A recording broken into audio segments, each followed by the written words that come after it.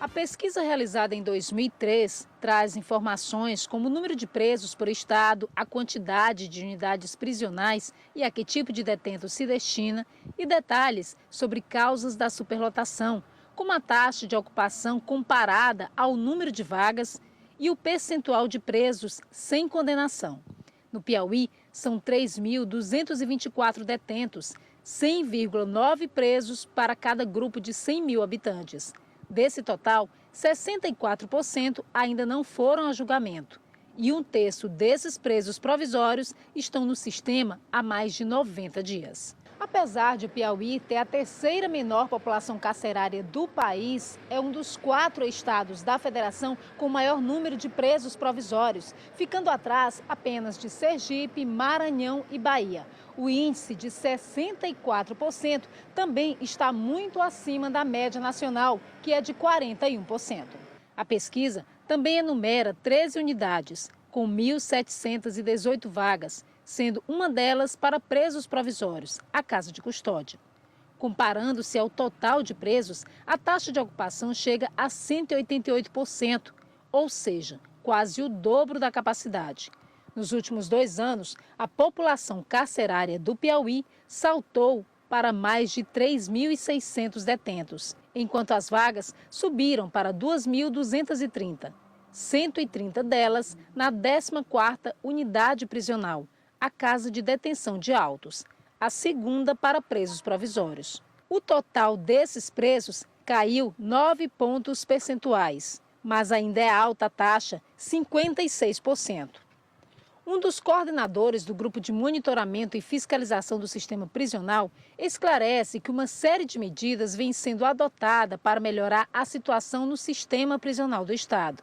Entre elas, uma espécie de mutirão de trabalho. Está em andamento, também no plano em cumprimento ao plano de trabalho do GMF, nestes meses de maio e junho, está acabando, um regime especial de trabalho voltado para o julgamento dos processos de presos provisórios. É um trabalho a mais, porque além das audiências normais que acontecem, no período pela manhã até as 2 horas da tarde, esse regime especial tem audiências à tarde, com juízes vindos do interior, que vai resultar numa grande quantidade de julgamento desses processos de réus presos, que vai contribuir também, não só para a agilização dos processos, mas também para a redução desse percentual. Por outro lado, a Secretaria da Justiça argumenta que tem realizado o censo penitenciário para tentar desafogar o sistema e também investido na abertura de mais vagas. A Secretaria de Justiça está investindo em mais vagas, agora com a construção da central de triagem, que será anexo à Casa de Custódia, onde serão promovidos até nos próximos 90 dias mais 160 vagas para o sistema. Além disso, a Secretaria está investindo no diálogo junto à própria construtora que está no trâmite da construção da Casa de Detenção Provisória de Campo Maior, onde serão promovidas mais 130 vagas, que é a mesma estrutura da Casa de Detenção Provisória de Autos. Bem como agora, no próximo dia 13 de julho, já estará sendo feita a licitação da cadeia pública de Autos, lá no complexo da Major César, onde serão promovidas também mais 600 vagas. Olha, nós estamos recebendo aqui no nosso estúdio o doutor Zé Ayrton Medeiros, ele é juiz auxiliar da Corregedoria do Tribunal de Justiça. Boa tarde, doutor Ayrton. Boa tarde. Até a gente falou um pouco aí na reportagem. Já tem o mutirão da justiça, tem força-tarefa criada com todos os órgãos participando, Ministério Público, Justiça, Governo. Tem esse regime especial de trabalho para agilizar julgamentos. O CNJ já veio aqui para tentar agilizar isso. Por que que, apesar de todas essas ações, o número de presos provisórios continua aumentando, doutor? Boa tarde. Vou tentar, se não esclarecer, pelo menos prestar algumas informações. É preciso esclarecer que o dado informado no relatório, ele é de 2013.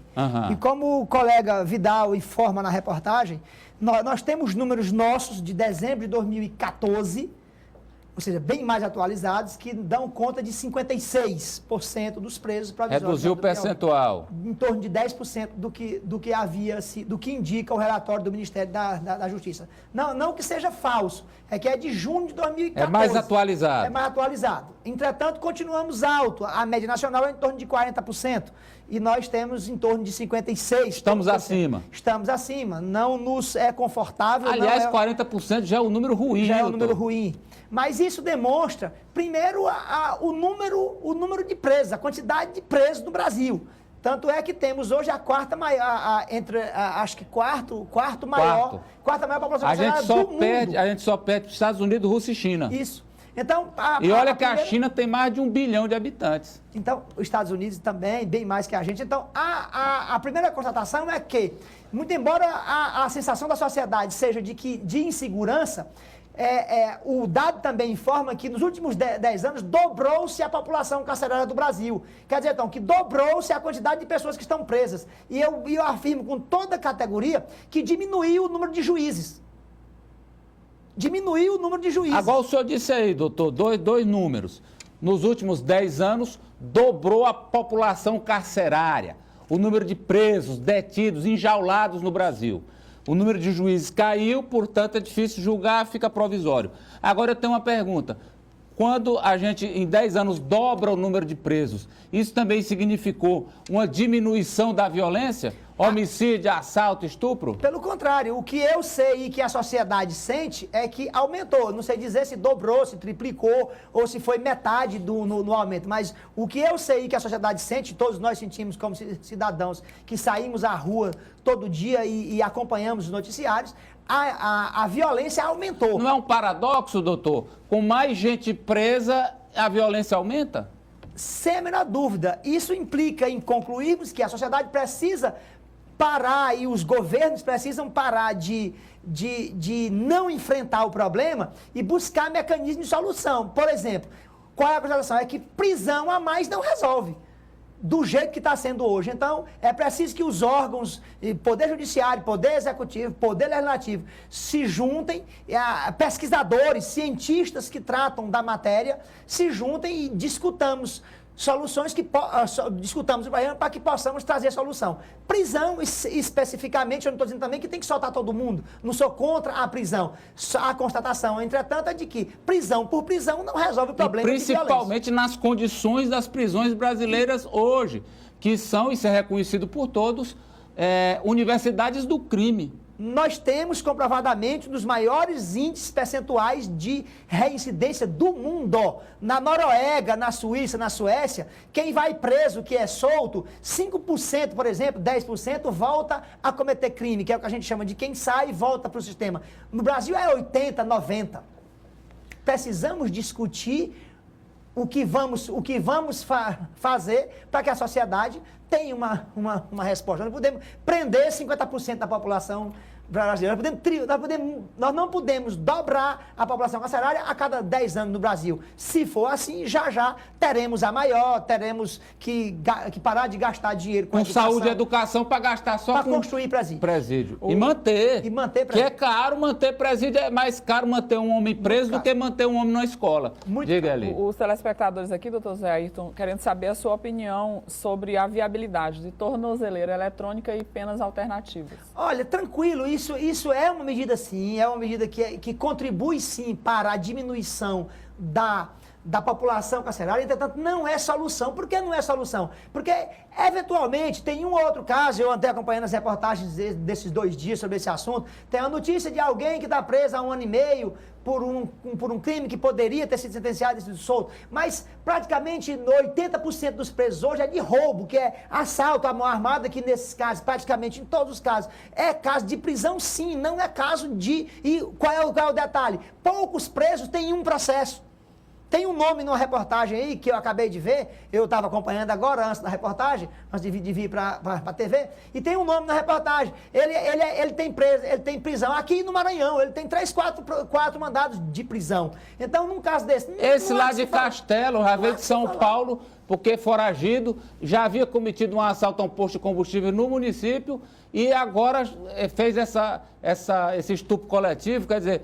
crimes sucessivos. É a história da afirmação que eu fiz anteriormente sobre a reincidência. No Brasil, 90%. E tem mais, saiu uma pesquisa recentemente que quem é preso a primeira vez, ele é preso geralmente, 60%, 65%, por crimes, digamos, pequenos. Mas na segunda vez que ele é preso, é por crimes mais graves. É a história de aprendeu na prisão. Eu quero Então, tipo assim, o problema é muito sério, não é com propaganda e nem com medidas superficiais que se terá solução. Eu quero agradecê-lo pelas ponderações, pelas informações que o senhor nos trouxe, trazendo elementos para a nossa reflexão. Muito obrigado. Obrigado pela oportunidade.